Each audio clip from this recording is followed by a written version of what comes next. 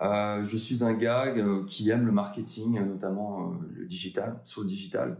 Et j'adore toutes les nouvelles technologies, curieux de tout. Et voilà, mélomane aussi, durant mes heures perdues. Alors pour le coup, je suis en alternance dans un cabinet qui s'appelle BLC Associés à Chartres. C'est un cabinet de gestion en patrimoine, de prévoyance retraite aussi.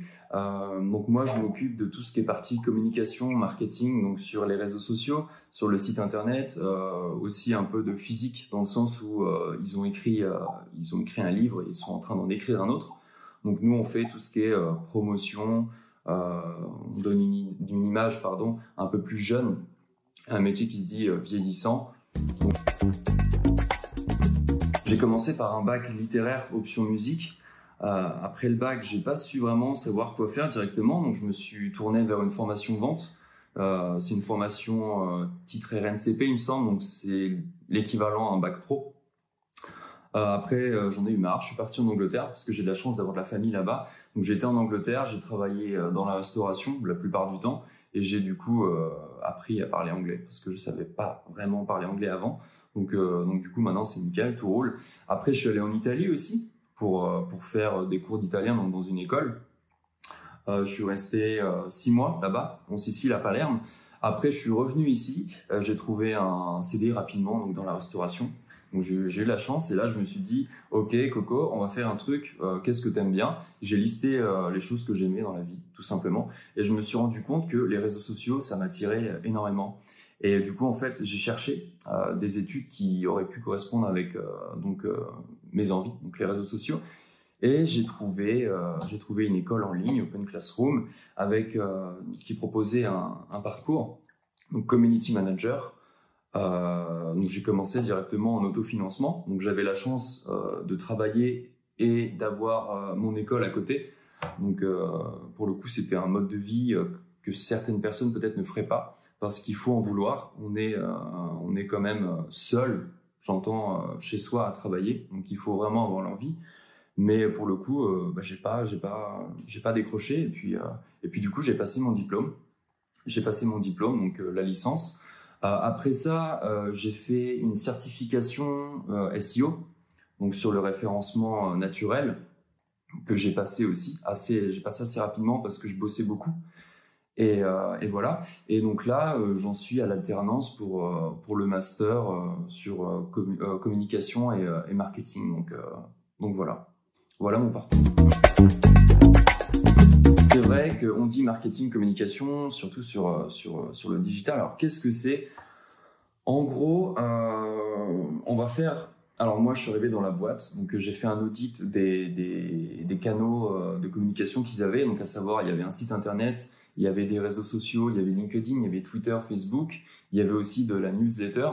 Donc, je me suis renseigné sur ce qui marchait pas.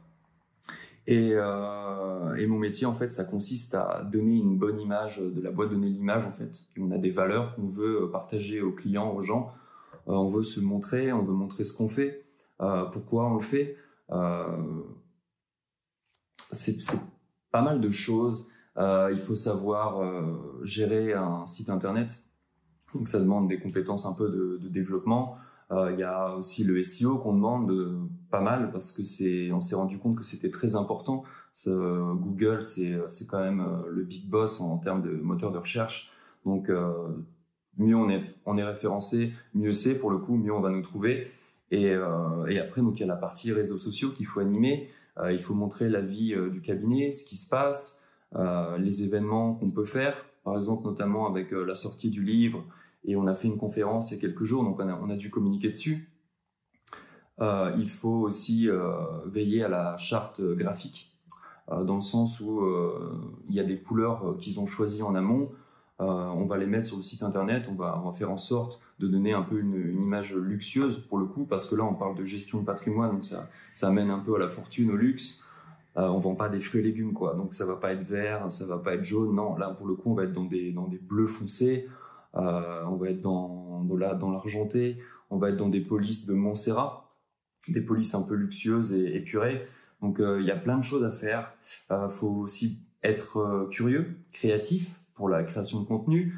Il faut faire de la veille, il faut s'intéresser donc sur tout ce qui est digital, les algorithmes qui vont changer sur Instagram, Twitter qui ajoute des nouvelles fonctionnalités. Il faut faire aussi un peu de veille sur tout ce qui se passe dans le monde de la finance et de la gestion de patrimoine, notamment avec les nouveaux PER qui ont remplacé la loi, les contrats Madelin et pertes, enfin plein de choses comme ça, et pour mieux conseiller les clients aussi. Donc ça demande vraiment, là où je suis, beaucoup de curiosité. Il faut être proactif, il ne faut pas attendre en fait. Il faut vraiment être force de proposition aussi, et il faut se renseigner surtout. Les formations classiques, donc école physique, il y a pas mal d'écoles qui proposent des BTS communication avec une 3e année donc pour une licence orientée vers le digital, des choses comme ça. Après, je sais qu'en référencement, il y a Eskimos qui a sorti une masterclass en présentiel il n'y a pas longtemps. Ça marche plutôt bien parce qu'ils sont très forts en référencement en France. C'est une des meilleures agences. Après, moi, ce que je fais, c'est Open Classroom. Donc, en fait, pour le master que je suis en train de faire en alternance, il fallait des prérequis. Donc, il fallait 3 ans déjà, 3 ans d'études derrière et de l'expérience en communication. Donc, chose que j'avais fait juste avant. Donc, pour le coup, c'est plutôt cool. Mais Open Classroom le propose de A à Z, donc de la licence jusqu'au master, pour le coup. Il faut être actif, il faut être là où on ne nous attend pas forcément. Il ne faut pas rester forcément dans le marketing traditionnel. Il faut toujours rechercher les nouvelles méthodes qui fonctionnent. Il faut oser faire aussi, parce que si on n'ose pas faire, personne n'osera le faire pour nous. Il faut aussi, moi je dirais, parler anglais, parce que c'est très intéressant. Dès qu'on est bloqué sur un sujet, on va sur Google et au lieu de le taper en français, on va le taper en anglais. Et même faire de la veille en anglais, on trouve beaucoup plus de choses en fait. Il faut savoir que tous les Français ne parlent pas anglais. Et du coup, si vous parlez anglais, donc vous mettez toutes les chances de votre côté pour une meilleure veille, des astuces, tout ce qui est nouveau en fait sur le digital. Et pour le coup, c'est vraiment intéressant.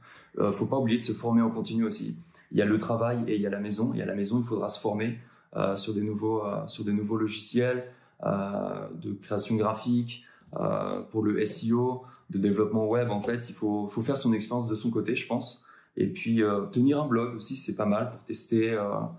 Voilà, je vais écrire un article SEO friendly, on va voir s'il rentre bien. Comme ça, je pourrais appliquer ça au travail. Donc, en fait, il ne faut pas attendre. Il faut tout le temps tout faire.